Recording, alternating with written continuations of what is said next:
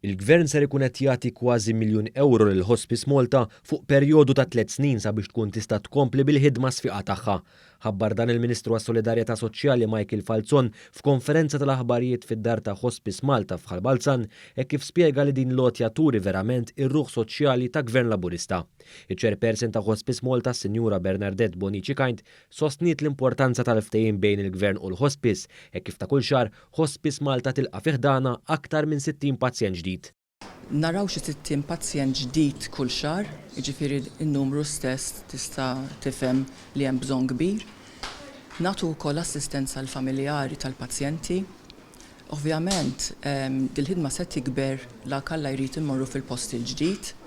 Dal-mument f'din id-dar aħna għandna bżonn miljun euro biex immexxu l-enterpriża biex ngħidilha hekk biex nagħtu dal-assistenza u das-sapport. Hija spjegat ukoll l-effetti tal-pandemija fuq l-għaqda mhux governattiva Maltija li tieħu ħsieb u tagħti kura paljattiva lil dawk il-pazjenti milquta b'mart terminali u anke tagħti wens lil qraba tagħhom.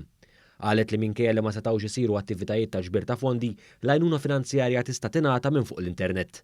Il-kanċer u l-mart terminali jeżisti madwarna, ma waqafx minħabba li hawn il-COVID, baqgħu sfortunatament, u n-nies li jintlaqtu xort għandhom bżonn l-għajnuna tagħna. Għal dik ir-raġuni, min għandu anke 5 euro kollox jgħod u kollox jgħin. Intant il-Ministru Michael Falzon spjega kif din lotja mill-Gvern lil Hospice tingħaqad ma' kważi 50 ftehim ieħor li qed jagħmel il-Gvern. Qal li dawn lotjiet ilaħqu 17 miljun euro. Dan huwa parti minn l-impenn tagħna huwa ferm ikbar fil-fatt għandna kważi se nersqu lejn 50 ftehim ma' 50 NGO b'nefqa ta' fuq minn 17 miljun euro. Daqshekk hija kbira ruħ soċjali ta' dan il-Gvern.